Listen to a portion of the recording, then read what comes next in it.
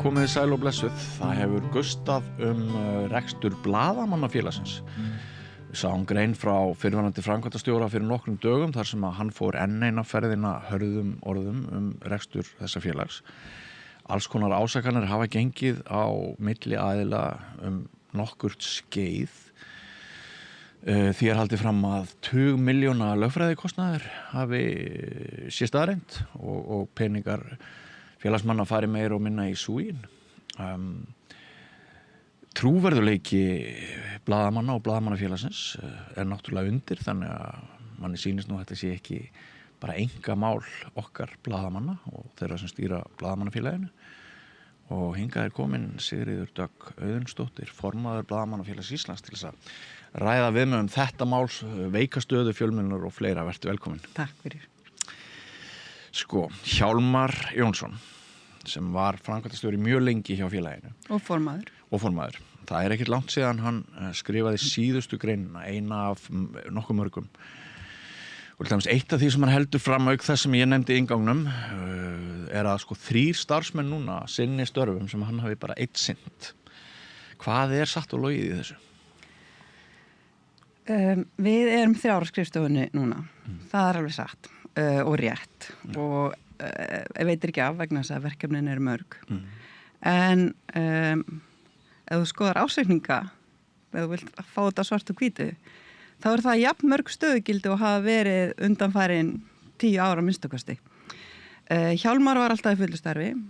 Skrifstofustjórinn okkar, Jóna Theodóra Viðarsdóttir, hefur verið í fullu starfi, tók við 2010 og hefur unnið á Blaðamannafélaginu síðan. Og margir segja að væri í rauninni bara hjartað í starfsemi skrifstofunar. Og hún svona helsti snertiflötur félagsmanna við félagið og hún svo sem að tekur móti styrk umsóknum og afgreið þær og sér bókald og bara sér salin og sinnir öllu sem þarf að sinna og ég held að var ekki hægt að reka þetta félag án hennar. Og þetta veit Hjálmar alveg og fyrir utan það að þegar ég kem svo sem formaður áður þau skipti sem hann var ekki formaður, hann var stundum framkvæmdastjóri, stundum formaður og framkvæmdastjóri. Þá voru formenn alltaf á hluta til á launum. Þegar ég kem inn þá fer ég í 30% starf og svo upp í 50% vegna þess að bara verkefnin voru aukast og félagsmönnum að fjölga, við sameinumst. Félagi fréttamanna, þar kom stór stabbi af félagsmönnum inn sem alltaf frábært fyrir rekstur félagsins. Og mikilvægt bara fyrir blaðamennsku og samstöðu blaðamanna. En Hjálmar var líka alltaf með félaga sinna á launaskrá eins og Birgir Guðmundsson, Sigurður Már Jónsson sem voru alltaf í hlutastarfi við ritstörf, við skrif á vefinn og annað og í alþjóðamálum þegar að Sigurður Már var varaformaður þá var hann á launum. Þannig að ég veit ekki alveg hvernig hann ætlar að halda þessu fram þegar hann veit sjálfur að staðreyndirnar eru allt aðrar. Já. Þannig að, og fyrir utan það, að svona öflugt og mikilvægt félag eins og Blaðamannafélagi ætti nú bara að vera svona leggja áherslu á það að geta haft eins margar starfsmenn og fjárhagurinn leyfir. Vegna þess að verkefnin eru jafn mörg hjá stéttarfélagi, hvort sem eru 650 félagar eða 6.500 eða 40.000. Þetta svona ákveðin grunnþjónusta fyrir vinnandi fólk, fyrir blaðamenn í landinu. Við semjum kjarasamninga, við sinnum réttindamálum, við veitum ráðgjöf þegar fólk að skipta starf eða sækja réttindi sín gagnvart kjarasamningi til gagnvart vinnuveitenda. Við veitum stjórnvöldum svona aðhald gagnvart aðgerðum fyrir fjölmiðla og blaðamennsku og tjáningafrelsið. Við erum svona mikill og öflugri hagsmunabaráttu og einn maður á skrifstofu getur ekki sinnt öllum þeim störfum sem að við félagarnir í félaginu og vill að félagið sé að sinna. Þannig að ég segi bara því fleiri starfsmenn og skrifstofu, því öflugra félag, því öflugra hagsmunabarátta og eins og þú komst inn á innganginum, þá staða fjölmiðla ekkert til að hrópa húrra yfir þessa dagana og þessi þróun sem hefur verið og við þekkjum öll. Aukin samkeppni við samfélagsmiðla, tæknirisa, erlenda fjölmiðla vegna þess að nú bara heimurinn orðin bara komin í snjallsímaninn. Gerir það verkum að rekstrarumhverfið mjög erfitt og í svona árferði ennþá meiri þörf á öflugri hagsmunabaráttu. Samhengið það að og virðist vera ástæða gagnrýni hans að Morgunblaðið greindi frá því að Blaðamannafélagið hefði tapað 8,6 milljónum á síðasta ári eftir að hafa hagnast tæplega 44 milljónir árið áður. Þetta telur hann vera til marks það að félagið sé að sökkva. Hverju svarar, hvað skýrir ef þetta rétt ákomutölur? Í fyrsta lagi þá 8 milljón króna rekstrartap á félagi sem veltir nokkur 100 milljónum og eignir upp á 750 milljónir. Ekkert til að hafa ágjör af ef það gerist 1 og 1 ár. Öll stéttarfélög eru rekin með þessum hætti að til dæmis VR skilaði rekstrartapi í fyrra þó að hafi verið hagnaður eftir fjármagnsliði og árið undan var mikil hagnaður og það sama hjá öðrum stéttarfélögum. Sum árin tap, önnur ári rekstrar hagnaður en fyrst og fremst held ég sé mikilvægt að horfa til þess í hvað fara peningarnir. Og þetta svona kannski það sem að það sem hnífurinn stendur í kunni og kannski svona grunnurinn að deilum okkar við Hjálmar, stjórnar við Hjálmar upphaflega vegna þess að stjórnin eftir að ég kem þarna inn sem formaður vildi leggja miklu áherslu á þessa hagsmunabaráttu sem að ég talaði hérna áðan. Ef að Blaðamannafélagið berst ekki fyrir hagsmunum félagsmanna og stéttarinnar og fjölmiðla, tjáningafrelsis, þá gerir það enginn. Það beinilið skrifað inn í lög félagsins að það sé okkar hlutverk. Og fór stór hluti af rekstrarkostnaðinum akkurat í þetta? Já, til að mynda vitundarherferðin sem að við erum bara mjög stolt af og skömmust okkur ekkert fyrir, bara þvert á móti að hafa varið 20 milljónum í. Að blaðamennska skipti máli? Blaðamennska skipti bara mjög miklu máli og við fundum það, við höfum fundið það að umræðan, og þetta ekki bara spurning svona rekstralegt umhverfi fyrir fjölmiðla í dag, heldur líka bara starfsaðstæðu blaðamanna og viðhorf almennings, valdhafa, stjórnmálamanna og stórfyrirtækja gagnvart blaðamennsku og fjölmiðlum. Maður hefur fundið fyrir því og hér á landi og þetta trend bara út allan heim og við getum bara að horfa til Bandaríkjanna og sé hvað að gerast þar. Það sem að Trump að reka blaðamenn út úr Hvíta húsinu sem á honum ekki þóknarlegir. Það hefur orðið breyting og ég ekki bara að segja þetta, rannsóknir sýna þetta. Breyting á viðhorfum í heiminum gagnvart blaðamönnum og svona valdhafar hafa í auknum mæli veitt sér leyfi til að tala blaðamennsku niður, til að gera blaðamenn tortryggilega, gera lítið úr fjölmiðlum, saka þá að annarlegar hvatir búi að baki þeirra umfjöllunum til þess að svona vega að heiðri blaðamanna og trausti. Já, umboðsvald fjölmiðlana og blaðamanna hefur farið þverrandi. Og þetta hluti af því sem við erum núna að glíma við og þetta þróun sem hefur átt sér stað undanfarin ár og við verðum að bregðast við. Eitt af því sem við gerðum og að svona blása til þessar vitundar herferðar, hún ekki búin. Þetta var bara upphafspunkturinn að henni. Hún heldur áfram vegna þess að þetta ekki eitthvað sem að leysist á örskot stundu. Við heldum til að mynda Blaðamannafélagið svo kallar lausnamót núna í mars sem hluti af þessari herferð.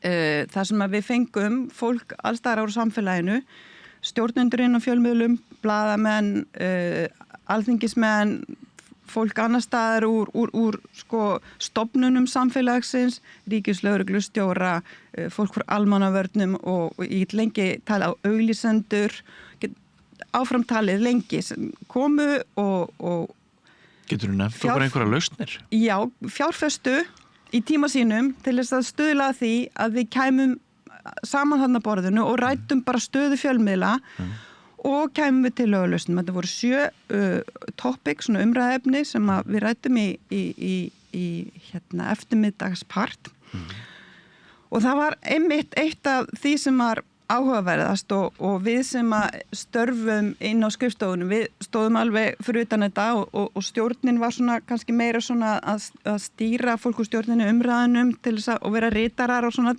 til þess að fá sem flestar hugmyndir utanfrá. Og eitt af því sem var hvað mest áberandi og nánast á öllum þessum borðum var að fólk kallaði eftir aukinni vitundavakningu mikilvægi fjölmiðla og mér fannst þetta ofboðslega mikilvægt innlegg í starf og ákvarðanir starffélagsins og svona stuðningur við þá áherslu sem stjórnin hefur lagt og sko að við höfum metið stöðuna nákvæmlega rétt og þörfina og metið svona vilja félagsmanna og samfélagsins þegar við fórum að staði þess að vitundarherferð vegna þess að þarna er verið að tala það þarf að byggja upp traust á báða bóga, það þarf að efla samtal og þessi lausnamót var eitt liður í því. Það er ofboðslega mikilvægt og dýrmætt að fá allt þetta fólk saman að borðinu til þess að ræða stöðuna og ræða mögulega lausnir og ræða þar hver ber ábyrgð á að hrinda þeim í framkvæmd. Það var líka hluti af vinnunni. Hver ber ábyrðina á þessari hinni lausninni.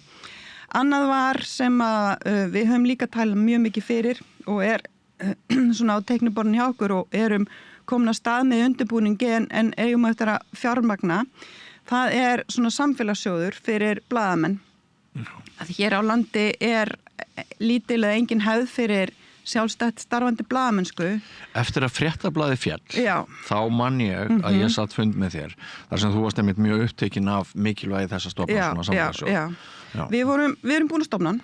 Okay. Það er komin drög að, það er komin stofn samþykkt, það var rosalega langt og flókið ferli að fá þetta opinbera samþykki fyrir að stofna þetta félag sem almannaheillafélag. Að því það er mjög ströng skilyrði fyrir því en það er komið. Það er komin drög að reglum fyrir sjóðin. Við vorum komin langt með að fá fjármagn, opinbert fjármagn síðasta haust þegar síðan bara slitna upp úr þessu ríkisstjórnarsamstarfi. Já, þannig að tala um peninga sem koma alveg fyrir utan fjölmiðlastyrkina. Já, til viðbótar og inn í þennan sjóð sérstaklega vegna þess að Hve miklar fjárveitingar getur þetta orðið? Sko, það væri rosalega gott að geta verið með 100 milljónir árlega til þess að veita til sjálfstætt starfandi blaðamanna. Já, sjálfstætt starfandi blaðamanna. Eða til fjölmiðla vegna sérstakra verkefna sem eru samfélagslega mikilvæg umfjallanir. En er ekki svolítið sko flókið að ákvarða hvaða verkefni er samfélagslega mikilvægt? Það er náttúrulega öll alvöru blaðamennska og öll blaðamennska er samfélagslega mikilvæg. Já. Þannig við erum bara í raunin að nota þetta hugtak til þess að vekja athygli á því að blaðamennska er samfélagslega mikilvæg. Já. Við erum ekki að fara inn í þessum reglum, erum ekki að fara að velja að hafna út frá einhverjum hugmyndum heldur það bara uppfylla einhverja kríteríu, bara rétt eins og með fjölmiðlastyrkina. Og þið gengið á eftir skilum og allt svo leys? Já. Það eru náttúrulega fyrirmyndir fyrir svona sjóðum allan heim. Já. Ég veit ekki neina vestræna þjóð sem hefur ekki aðgang að svona sjóði nema Ísland. Já, einmitt. Sko, og þetta gæti verið innansælingar. Vonandi. Við erum bara búin að vera svona með svo marga bolta á lofti að svona vildum láta sko, náttúrulega var ekki hægt að fara að halda áfram viðræðum við ráðuneytið og ráðherra þegar ný ráðherra tekur við og við vitum að það er fjölmiðla stefna í vinnslu þar inn í ráðuneytinu og við höfum lýst áhuga okkar á því að fá stuðning, opinbera stuðning inn í þennan sjóð. En að sjálfsögðu munum við líka leita til fyrirtækja, einstaklinga, stofnana, sveitafélaga, bara hver sem er að sjálfsögðu hverjum er frjálst að veita styrki þennan sjóð.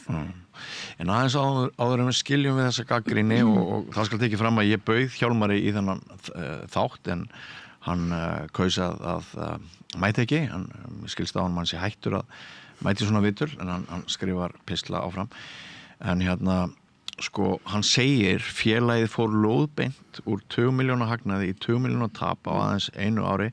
Það gerist þrátt fyrir raunvaxtastig og góða ávöxtun á peningalegum eignum félagsins sem eru verulegar og nema 100 milljóna króna. Þetta hlýtur að vera einhvers konar Íslandsmet í amlóða hætti. Því undirritaður hélt utan pyngju blaðamannafélagsins árinu 2023 og skilaði því þá með afgangi upp á 20 milljóna króna. Sko, hann hann virðist trúa því að hans eigin rekstur hafi verið frábær og með því séu að sigla með félagið í kaf. Eitthvað ósagt úr hans rekstrartíð sem ekki hefur komið fram? Já, ég meina eins og ég segi, þá bara ekkert að því að skila svona félagi með 8 milljón króna rekstra tapi á einu ári þegar að árið áður var hagnaður upp á 45 milljón, við erum að athuga það líka. Þetta eru 2 mjög óvenjulega rekstrarár, 23-24. Árið 2023, bara því miður, fór mjög mikið í það að leysa úr deilum milli stjórnar og framkvæmdastjóra. Það var ofboðslega mikil orka, mikil tími, mikil fundaseta og mikil vanlíðan og erfileikar. Þetta var óbáslega erfiður og krefjandi tími. Sjálfur segir hann, ég stóð gegn heimskulegum og ósjálfbærum útgjalda hugmyndum formans og stjórnarfélagsins og galt fyrir það. Já, sem að hluta til rétt, hún var ekki refsa fyrir það að standa gegn hugmyndum stjórnar og ákvarðunum stjórnar, en það alls ekki hans hlutverk. Stjórnin tekur ákvarðanir það sem félagið á að gera. Ekki framkvæmdastjórinn. Framkvæmdastjóri starfar í umboði stjórnar. Stjórnin kosin af félagsmönnum. Þetta vitum við öll. Stjórnin tekur ákvarðanir útgjöld og verkefni. Svo getur stjórnin falið framkvæmdastjóra að fylgja þeim eftir. Það var ýmist verkefni á árinu 2023 sem við hefðum viljað fara í. En það sem að við höfðum ekki bolmagn og skrifstofunni til þess að fara í þau verkefni. Jóna bara fullu starfi að sinna félagsmönnum. Já. Og Hjálmar framfylgdi ekki ákvarðunum stjórnar. Það bara einfaldlega þannig, við höfum sagt frá því og það ekkert leyndamál. Þar á leiðandi var ekkert gert á árinu 2023 og það kostar ekkert að gera ekki neitt. Já. Við tókum ákvarðunum það á árinu 2024 að fara í þau verkefni sem við hefðum ætlað að fara í 2023 og nýta til þess hluta af hagnaðinum sem varð árið áður vegna þess að ekkert var gert árið 2024. Þannig að það mjög ósanngjarnt að segja að félagið hafi farið lóðbeint á hausinn. Sérstaklega þegar við horfum til þess að ef við lítum aftur til ársins 2013 og hann búinn að vera formaður og framkvæmdastjóri mestan tíma þessa árs, þá skilaði félagið held ég árið 2015 60 milljón króna tapi fyrir fjármagnsliði á hans vakt þegar hann var bæði formaður og framkvæmdastjóri. Á þessum árum samanlagt rekstra tap fyrir fjármagnsliði uppreiknað á verðlagi dagsins í dag 102 milljónir í tap. Þannig að þegar hann talar að árið 2024 hafi verið óráðsía í rekstri félagsins, hafi sé verið að ganga á eigið fé, þá tala staðreyndirnar bara sínu máli. Allar þessar tölur hafa verið kynntar félagsmönnum á ársreikningum á aðalfundum á hverju ári. Það sem öðruvísi núna hins vegar það var mjög oft kvartað undan því að ársreikningar félagsins væru mjög ógagnsæir. Þetta eru margir sjóðir sem að eiga að vera með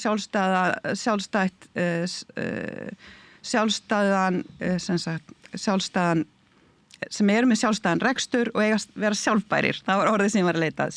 Sjálfbæran rekstur. Uppgjörið hefur verið þannig á ársreikningum að hver og einn sjóður gerður upp sér. Það engin samtala. kostnaður vegna launa, skrifstofu, rekstursfélagsins hefur verið deilt niður á sjóðina, þannig að það er erfitt fyrir fólk að sjá í rauninni hver launakostnaðurinn, hver rekstrakostnaðurinn og annað. Þessu breytti ég í fyrra vegna þess að mér fannst sjálfri erfitt að hafa yfirsýnina yfir það hvernig reksturinn í raun að vera ef við horfum á alla samstæðuna í heild sinni og hver raunverulegur launakostnaður. Af því mér finnst, og ég hef alltaf lagt ofboðslega mikla áherslu á að það ríki gagnsæi rekstur félagsins.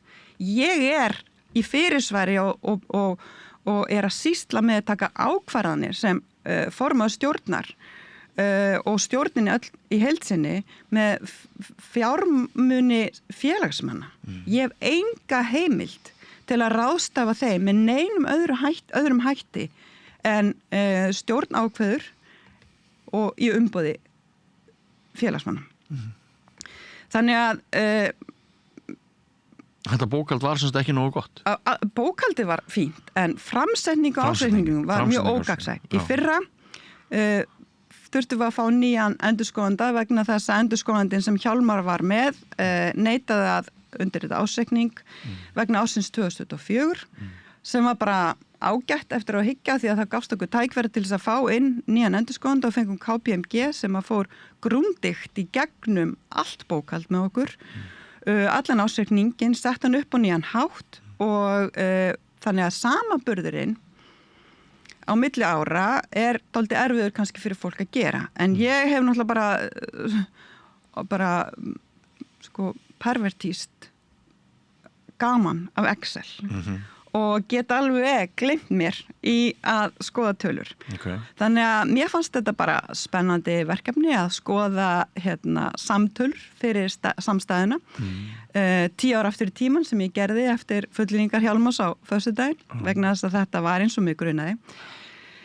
Ekki steinn yfir steini í því sem hann var að segja, bara því miður og leiðilegt að hann hafi ekki betri yfirsýn yfir stöðuna en þetta en ég veit alveg að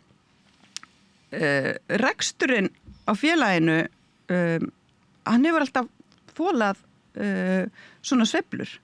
Þetta félag stendur vel og eignir upp á 740-50 milljónir sem svona eins og ef að VFR ætti 40 milljarða. Við erum svo fá. Þannig að það ekki markmið stéttarfélags og á ekki að vera markmið stéttarfélags að safna peningum félagsmanna. Við erum ekki lífeyrissjóður, við erum ekki söfnunarsjóður.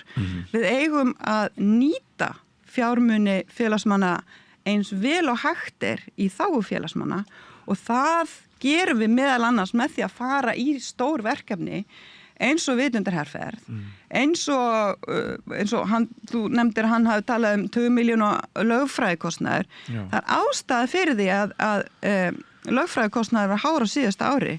Við höfum ekki getu inn á skrifstofunni til þess að fara í mál við íslenska ríkið. Við erum ekki lögfræðingar, við erum ekki eina stéttarfélagi. Ég er að giska, en ég hef aldrei vita stéttarfélag sem ekki með lögfræðing á launaskrá hjá sér annarkvort með beinum og óbeinum hætti. Flest félög eru innan stærra aðildafélags. Við erum það ekki. Rennur allir þessir lögfræðikostnaðar til sama? Nei, við erum með 4. Þeir eru með 4. 4 lögfræðinga. Eitt sem hann nefndi var að hvergi á byggðu bóli þekktist það að fólk tæki með sér lögmann á einhver samningafundi. Ég hef aldrei mætt á samningafunda sem að lögmaður ekki mættur fyrir hinn samningsaðilann. Ég hef mætt á samningafundi núna í tvígang, 2 kjaraviðræðum við Samtök atvinnulífsins og sá sem hefur segið mest í frammi þar lögfræðing, þeir eru með lögfræðing, þeir eru með hagfræðing, þeir eru með tölfræðing, þeir eru með sérfræðingi samningatækni og í fyrsta sinn í sögu blaðamannafélagsins á þessari öld tókst okkur að semja hækkanir sem eru umfram þær hækkanir sem að aðrir á almennum markaði sömdu Í kjarasamningum okkar ákvæði að við fáum endurgreiddan útlagðan kostnað, svo kallar fjölmiðlastyrk eins og blaðamenn þekkja. Það hefur verið óbreytt í krónutölu frá því aldamótin ef ekki lengur. þegar að vísitölutengingu var kippt úr sambandi sem var bara mikil mistök. Þannig að þessi tala hefur lækkað að raunverði frá árun 2003 og það er búið að reyna einustu kjarasamningum frá því aldamótin að hækka þessa tölu, það er ekki tekist fyrir núna og hlut af því var að við vorum með lögfræðing í okkar samninganefnd eða okkur til liðsinnis sem að bara brjálæðslega mikilvægt og ég bara stolt af því að við séum að koma þarna fram fyrir hönd félagsins og með jafnoka þess sem við erum að díla við. Þessi kostnaður vegna þessa kjarasamninga var eitthvað svona 5 milljónir en þessi kjarabót skilar 30 milljónum í vasa félagsmanna á hverju ári og þetta eru 4 ár, við erum að tala um 120 milljónir. Þannig að 5 milljónir fjárfesting í lögfræðingu vegna samningagerðar, mér finnst það bara lítið. Eru einhver dæmi sem ekki hafa komið fram í umræðinni að þínu mati hvað maður að segja, skort á viðhaldi, einhvers konar handvömm, hefur orðið einhver skaði í tíð hjálmar sem þið eru núna að bregðast við og býta nálinni með sem ekki hefur orðið fréttaefni? Já, við höfum náttúrulega bara verið mjög opin með það og haft allt upp á borðum sem við getað í stjórninni. Við rætum þetta til að mynda í þaula á síðasta aðalfundi sem var ágætlega mætt á, sem var haldið núna 8. apríl. Að það er nauðsynlegt að fara í kostnaðarsama framkvæmdir við sumarbústaði félagsins í Brekkuskógi sem við erum búin að eiga í áratugi. Yndislega fallegur staður sem að fólki þykir vænt og húsum eru mikið sótt en viðhaldi þar hefur ekki verið sinnt nægilega vel því miður og við létum gera úttekt á ástandi húsana núna fyrir stuttu og áætlaður kostnaður vegna viðgerða þar og svona alls það eru uppfæslu á húsunum á þess að við séum að fara í eitthvað bruðl, við bara erum að reyna að gera þetta eins ódýrt og hægt en samt vandað ég myndi giska það eru einhverju 20 milljóna en svo eru náttúrulega að koma í ljós alls konar skemmdir á nýju gestahúsi sem var smíðað þar og kostaði á núverði 50 milljónir sem að það er ekki útséð hvað kosti. Þetta höfum við kynnt félagsmönnum og stjórnum þeirra sjóða sem að þannig í hlut. Við getum talað við tölum líka á aðalfundunum stöðun og styrktasjóðunum okkar sem er sjúkrasjóðurinn sem að hefur verið rekin með held ég samanlagt 60 miljón krónur tapi undanfarin ár. Undanfarin 10 ár og bara samþykktum sjóðsins það ekki heimilt. Og hefði verið hægt að fyrirbyggja hluta þess kostnaðar sem þú sér fram á að núna þurfum við að bregðast við með betri rekstri, með betra viðhaldi og öðru slíku? Já, betra viðhaldi á húsunum, betra rekstri á sjúkrasjóðunum, styrktasjóðunum okkar og við erum að sjá það að 20 milljóna tapið í fyrra sem Hjálmar talar 25 milljónar af því fóru í að bæta upp tap frá sem að styrktasjóður skilaði vegna þess að hann var einfaldlega að greiða út styrki umfram efni á hverju ári undanfarin 10 ár nánast og það er bara eitthvað sem að gengur ekki upp og fólk sem að kann á Excel skilur það alveg. Já. Gott og vel. Ræðum önnur mál. Það vakti nokkra athygli hér fyrir nokkrum mánuðum þegar Sigurjón Þórðarson nefndi svona í sömu andrá og og stóð svolítið var svona að verða að skrifa gagnrýnar fréttir flokkfólksins að þá veifaði hann að mati sumra þessum pólitíska og þessum styrk, þessum fjölmiðlastyrk og svo er rækkað þakið sem að Mogginn fær sem er þá búin að vera að skrifa gagnrýnar fréttir flokkfólksins. Það er náttúrulega allt annað maður, það er Logi Einarsson sem að sér þetta en ekki Sigurjón Þórðarson, þeir eru saman í ríkisstjórn. Ef ég mann rétt þá ályktuðu þið í Blaðamannafélaginu að þið sem sagt brugðust við þessu. þér fannst þetta óeðlilegt inngrip hjá þingmannunum, ekki satt? Sigurjóni. Jú, bara hættulegt. Það er mjög hættulegt þegar að valdamenn fara gegn fjölmiðlum með þessum hætti. Það er ekkert að því að gagnrýna blaðamenn og gagnrýna fjölmiðla, en það þarf að gerast málefnalega og með rökum og fara varlega. Þarna þetta myndi svolítið á svona hótanir Vigdísar Hauks á sínum tíma sem hótaði að lækka styrki til RÚV eftir eitthvað svipaða uppákomið þegar hún var ósáttum við umfjöllun sína RÚV sig. Já. Og í kjölfarið hrapaði Ísland niður á lista blaðamanna án landamæra fjölmiðlafrelsi. Þetta er það alvarlegt. Já. Svona óbeinar hótanir. Já. Hvort sem Sigurjón vill kannast við að það hafa verið hótað eða ekki, þá hljómar þetta þannig. Og þetta á bara ekki að líðast og það þarf að koma í veg fyrir að svona gerist. Hvort sem að lækkun styrkjana er tengd eða ekki, það eiginlega skiptir ekki máli. Jú, auðvitað skiptir það skiptir náttúrulega máli, en þú veist, í umræðinni og ásýndin og áferðin verður öll svo tortryggileg og fólk hættir að treysta og óttast að myndar hugreiningatengsl á milli þess að það sé hægt að nota þessa styrki til þess að stýra umfjöllun fjölmiðla sem á ekki að vera hægt og ég veit að það er engin vilji hjá núverandi ráðherra til þess að gera það og ég hefði meira að segja fréttir af því að þeir hafi það hefði bara mjög harkalega svona tekist á þeirra milli í vitna viðunvist niður á skrifstofum Alþingis eftir að Sigurjón segir þetta opinberlega. Já, og bara síðast á föstudaginn í spursmálum hjá Stefáni Einari þá í rauninni lét Logi Sigurjón hafa það. Já, þannig að það leikur engin vafi á því hver vilji og svona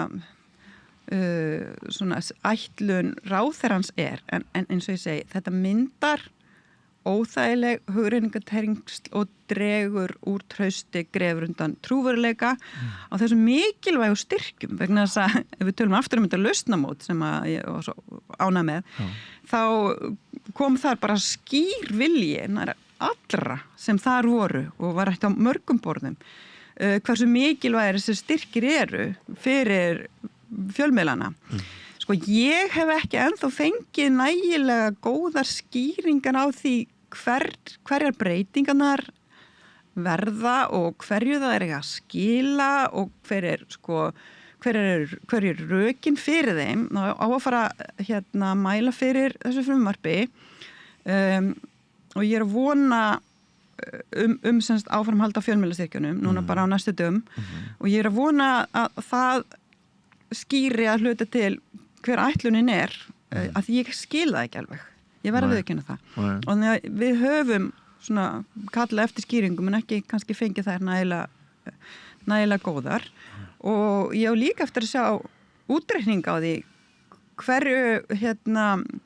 hverju þetta muni breyta bæði fyrir þá stærri miðlana og minni miðlana vegna þess að eina sem ég hef heyrt er að það eigi þá aðeins að færa fjármagn frá stærri miðlunum yfir litla miðlana og ekki að vera, þú veist, það er verið að dreifa styrkjunum öðruvísi og verið að vísa til að mynda til þess sem gert í Noregi sem svona pínu fyrirmyndaríkið í svona fjölmiðla þegar kemur að því að svona fjölmiðla umhverfi á alla vegu. Þar fá stærstu miðlarnir ekkert. Nei. Það er næststæðstu miðlarnir sem fá mest. En það er bara allt öðru umhverfi en hér vegna þess að þar er rekstrar grundvöllurinn til staðar. Þú getur rekið fjölmiðl á núlli og jafnvel skilað hagnaði sem er bara nánast ekki hægt hér og við verðum að horfa það hvers vegna það er. Við erum náttúrulega örþjóð með pínulítið tungumál í samkeppni við allan heiminn og þegar að auglýsendur velja að auglýsa frekar á samfélagsmiðlum og það fer bara eins og við horfum á núna síðasta þegar að þessar tölur voru teknar saman árið 2021 eða 2, þannig bara mjög mikið breyst síðan, var helmingur af öllum auglýsingatekjum eða auglýsingafjármunum íslenskar fyrirtækja rann úr landi, 10 milljarðar. Og við erum að horfa það að styrkir til einkarekinna miðla eru svona 0,5 milljarður. Þannig að þetta er ekki dropi í hafið á því sem að vantar upp á að bæta upp vegna þessar breytinga og maður aðtöða það að þessi fyrirtæki greiða engan virðisaukaskatt hér og þau greiða engar engin gjöld til samfélagsins. Þannig að rekstur eða svona auglýsingasalan hjá þeim eru samkeppnisstaðan gagnvart íslenskum miðlum gagnvart þeim er mjög skökk og þetta er líka eitt af því sem kom mjög sterkt fram á lausnamótinu að væri bara mikið ákall til stjórnvalda að leysa en þá kemur líka því að þetta er að hluta til verkefni fjölmiðlana sjálfra að sækja til að mynda ríkið myndi bera ábyrgð á því að skattleggja þessa erlendu miðla og við höfum náttúrulega lagt það til að þær tekjur færi inn í sjóð sem inn síðan beint til einkarekinna miðla en svo líka kostnaður svona tækifæri til að sækja tekjur fyrir fjölmiðlana til þessara miðla eins og svona í svo nokkur ríki farin að gera fjölmiðlar eins og Ástralíu, Kanada, Danmörk komin aðeins á veg með það að sækja á þessi fyrirtæki sem eru að birta efni upp úr fjölmiðlum eins og Facebook og í rauninni greiðslur til fjölmiðlana sjálfra. Þetta er efni sem trekkir að og samfélagsmiðlarnir fá tekjur út á með auglýsingasölu en fjölmiðlarnir fá ekkert fyrir. Þannig að fjölmiðlar og blaðmennar skrifa og framleiða efni sem að nýtist Facebook á þess að þeir til að mynda greiði krónu fyrir. Þannig að þetta er líka óplæður akur sem að eru tekið öflunar tækifæri fyrir miðlana en þeir þurfa að koma saman og fara í samningaviðræði sem að er örugglega eitthvað sem að mun vonandi gerist á næstu árum. Fjöldi blaðamanna á Íslandi í dag virkur til dæmis í því að skrifa fréttir er bara brota því sem var fyrir áratugum. Þessar fjölmennu ritstjórnir sem að voru töluvert sterkar stofnanir í samfélaginu, þær heyra flest allar liðinni tíð. Við erum með náttúrulega Sýn sem er með ennþá töluvert öfluga starfsemi, við erum með Moggan sem að sumir halda fram að stundi ekki bara blaðamennsku, heldur líka séu undir áhrifum eigendavalds og útgerðaraflana sem að eiga blaðið, látum það eiga sig í bili. Svo erum við Ríkisútvarpið sem er náttúrulega, sem margir, sem er alltaf verið að benda á að séu á svona ákveðin bleikur fíll í stofunni í samanburði við einkarekna miðla. Og Logi hefur eitthvað talað fyrir því að staða Ríkisútvarpsins á auglýsingamarkaði verði endurskoðuð og hann nefndi það núna á dögunum að það yrði skilgreint með einhverjum hætti hvað væri óþörf starfsemi Ríkisútvarpsins, þannig að hann er svona aðeins að gefa það til kynna að Ríkisútvarpið muni, það verið reynt að færa eitthvað frá Ríkisútvarpinu þannig að einkamiðlar geti nýtt sér það í ójafnri samkeppnisstöðu. Þú náttúrulega manst umræðan til dæmis þegar Fréttablaðið féll að forráðamenn Fréttablaðsins þeir hjóluðu beint í Ríkisútvarpið og stjórnvöld og kendu stjórnvöldum og Ríkisútvarpinu bara beint það að Fréttablaðið væri farið á hausinn. Þessi merkilegi fjölmiðil sem að við sitjum enn að mínum að uppi með bara stórt gat í kjölfarið. Akkur er ég að nefna þetta, þessa þróun. Ég er að gera það vegna þess að mér sýnist að þú talar þarna þessar aðgerðir, þennan samfélagssjóð og fleira og sem að gæti verið til bjargar. En staða einkarekinna miðla er náttúrulega svo rosalega vond, þrátt fyrir þessa fjölmiðlastyrki og annað sem að skiptir einhverju máli. á sama tíma þá nefndir þau áðan og við erum sammála það að þetta umboðsvald fjölmiðla það er verið að veikja það og sko ég hef bara líkt þessu við leyft mér að líkja þessu það stundum talað fjölmiðla sem fjórðavaldið og við erum með þrískipti ríkisvald og eitt þeirra dómsvald og ég hef stundum leyft mér að hérna bara spyrja fólk sem að ræða við veika stöðu fjölmiðlana nú stundir hvernig finnst þér ef við myndum bara manna til dæmis dómstólana bara með einhverju fólki út í bæ og hérna og með þeim samanburði ég að nefna að við vitum alveg að reynt fólk í þessum bransa því fækkar meir og meir þau fara í betur borguð störf og svona örugari störf eða já, náttúrulega við höfum séð alveg gríðarlegan fjölda blaðamanna gerast upplýsingafulltrúar og þetta einhvern veginn sko, þetta ekki cool, þetta ekki flott að vera blaðamaður, þetta mestmegnis svona smá viðkomustaður fyrir ungt fólk sem að verði þekkt af því að vera í einhverju fjölmiðlum og svo hoppar það eitthvað annað og hérna mér finnst staðan svo alvarleg og af því að þú getur ekki deilt við mig það að ég fylgst með henni lengi og verið lengi í þessu bransa, þá finnst mér að ég byggi skoðun mína á ákveðinni þekkingu og samanburði og mér finnst að það þurfi eitthvað meira að koma til. Mér finnst líka með miðil eins og þennan, samstöðina að við erum kannski með 40.000 notendur á hverju viku. Við erum alltaf að heyra það út í bæ, sundlauginni, búðinni, hvað við séum mikilvæg. En mér finnst við ekki vera að njóta þess af hálfu blaðamannafélagsins eða stjórnvalda eða annara slíkra. Þannig að þó þeir sprotar sem eru í gangi, að því við getum nefnt að samstöðina hafi risið upp, kannski vegna þess að annað fór og það myndaðist gat. Margir tala líka bara þessu ósáttir við fréttastefnu Ríkisútvarpsins og þeim margir okkar áskrifenda sem að segja það að þeir séu það af því að Ríkisútvarpið sé ekki að standa sig. En heilt yfir, hvað sem öllu þessu líður, hefur þau ekki bara raunverulegar áhyggjur af því að sko öll fjölmiðlun á Íslandi, þessi einkarekna fjölmiðlun, að hún hægt og rólega breytist í áróðurstæki, áróðurstengda miðlun, þar sem að blaðamenn verði með agenda í ýmsar og ólíkar áttir og þar með hnigni þessu umboðsvaldi blaðamanna enn frekar að þú breytu. Fyrst vil ég segja að ég held að mér finnst blaðamennska bara ógeðslega cool.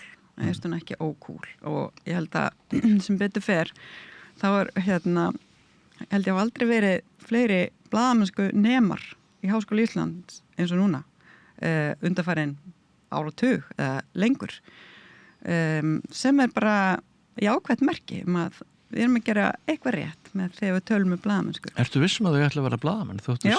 Er það? Já. Sunna Valgerðardóttir satt við þetta rauða borð fyrir nokkrum mánuðum og hún sagðist að átta sig á því að sko nefnir í fjölmiðlafræði Fjölmiðlafræði alltaf. Já, þetta ný námskrif upp í HÍ sem að við erum búin að vera að berjast fyrir síðan ég tók við sem formaður að fá BA-nám í blaðamennsku í staðan fyrir á meistarastigi og vildum meina það að það væri mikilvægt fyrir blaðamennsku í landinu að hér var hægt gæti ungt fólk sem eru að koma beint úr menntaskóla eða framhaldsskóla farið beint að læra blaðamennsku að þurfti ekki að læra eitthvað annað fyrst og ég held að það hefur verið svona rétt mat hjá okkur vegna þess að eins og ég segi BA-nemum í blaðamennsku eru mun fleiri BA-nemar eru mun fleiri heldur en bara 4-falt fleiri heldur en voru í MA-náminu þegar að það var þetta fyrsta árið sem að blaðamennska kennd á BA-stigi í Háskóla Íslands. Svo hefur verið kennd hagnýtt fjölmiðlun hér á árum áður og svo fjölmiðlafræði á Akureyri. Það svona að læra fjölmiðlafræði og blaðamennsku eins og vera rithöfundur eða bókmyndafræðingur, þú veist. Þú lærir ekki kannski hagnýta blaðamennsku þó að fjölmiðlafræðin nýtist að sjálfsögða að miklu leyti fyrir þá sem að fara að leggja stund á blaðamennsku. En varandi stöðu fjölmiðla og stöðu blaðamennsku þá held ég að það sé alveg hægt að horfa á glasið hálf tómt og glasið hálf fullt og ég heyri að þú horfir á það sem hálf tómt. Að því leitinu til geti tekið undir að með þér að það hálf tómt þegar kemur að því að svona treysta rekstrar grundvöll fjölmiðla sem að grundvöllurinn fyrir því að hægt sé að manna ritstjórnir með ásættanlegum hætti, menntuðu fólki, reyndu fólki, fólki með metnað og sem vinnur að heilundum og fagmennsku með siðareglur blaðamanna í forgrunni. Og hins vegar getum við hort á það að aldrei örugglega nokkuð tíman í sögunni hefur verið meiri neysla á fjölmiðlum og núna. Vegna þess að aðgengi fólks að fjölmiðlum hefur aldrei verið meira og aldrei verið betra.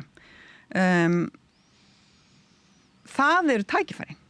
Við getum hort á það sem tækifæri að það er svo auðvelt að ná til fólks. Á móti kemur, þá er aðgengi fólks að alls konar upplýsingum á sama tíma svo mikið að áskorunin kannski felst ekki síst í því að hjálpa fólki að læra að gera greinamun á því hvað er blaðmennska og hvað er áróður eða falsfrétti eða bull. Ein mest lesna frétt síðustu sólarhringa er væntanlega röngfrétt á fréttin.is. Og þetta er meðal annars hlutverk fjölmiðla, hlutverk blaðamannafélagsins og bara eitt af því mikilvægasta sem samfélagið og samfélagi í heiminum standa frammi fyrir núna og er litið á sem eina helstu ógn samtímans.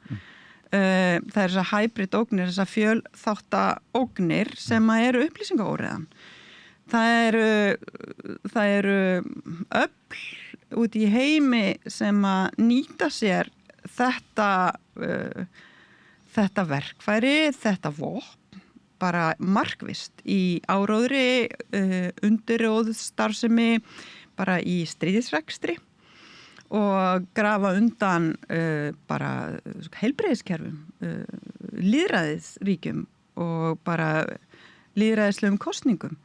Þannig að þetta er kannski stóra ógnin sem við stöndum frammi fyrir sem samfélag og ég hef mikla trú á því að við áttum okkur á því að það þarf samstillt og samhent átak samfélagsins til þess að reyna bregðast við þessu og sportna gegn þessu vegna þess að öll vilju við upplýst samfélag sem getur tekið lýðræðislegar ákvarðanir út frá svona þeim upplýsingum sem liggja fyrir og þetta var meðal annars svona útgangspunkturinn og innlægið í okkar vitundar herferð sem við störtuðum hann í fyrra og við tölum fyrir þættinum var að blaðamennska hefur aldrei verið mikilvægri og þetta er einmitt ástæðan.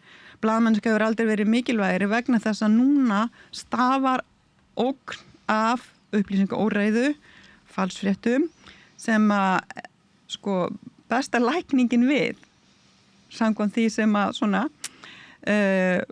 fólki virðist vera sem að hafa rannsakað þessa mál er góð blaðamennska og mikilvægir fjölmiðlar, fréttamiðlar, fréttaflutningur og að fólk hafi getu til þess að greina á milli hvaða upplýsingar eru áræðanlegar og hvaða upplýsingar eru ekki áræðanlegar. Já, en þegar sverfur til stáls fjárhagslega þá eykst náttúrulega freistni vandi starfsmanna til að halla höfði sínu að tiltöknum hagsmunum, sérhagsmunum, eigendavaldi kannski tikkar meira innheldur en áður. Þetta er ekki ný umræða. Nei, ég veit hún er ekki ný. Við munum hvernig var talað baugsmiðla hér á árum áður fyrir 20 árum. En berðu saman fjölda blaðamanna þá virkra og í dag? En þú ert að tala heilindi blaðamanna og ég er að tala starfsaðstæður. Já, nei, þú varst að segja að það væri freistni vandi starfsfólks. Það er til alls konar ómeðvituð sjálfsritskoðun sem að á sér stað í öllum gerum samfélagsins. Já, það hefur alltaf átt sér stað og það hefur alltaf verið til og ég held að hættan á því að blaðmenn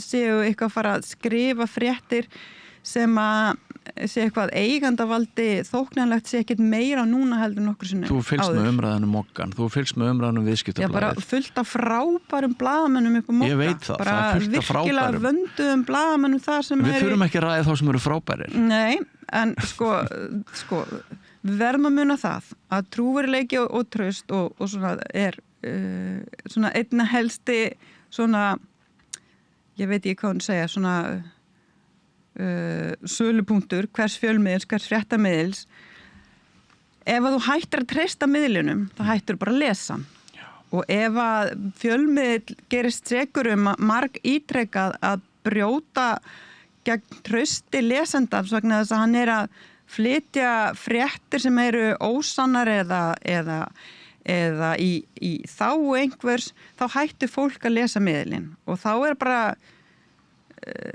þá út hann. Þannig að við verðum bara að treysta því að lesendur já, eða verður bara áróðusmiðl og hann má alveg vera það, miðlar geta alveg orðið áróðusmiðlar en þeir þurfa bara við þurfum bara að treysta lesendum og neytendum fjölmiðla að gera greinarmun og þá koma aftur inn á þetta að þessi umræðu blaðamennsku svo mikilvæg. Hvað blaðamennska? Hvernig vinna blaðamenn? Hvað eru siðareglur? Hvers vegna eru við með siðareglur? Og hverjir vinna samkvæmt siðareglum og hverjir ekki?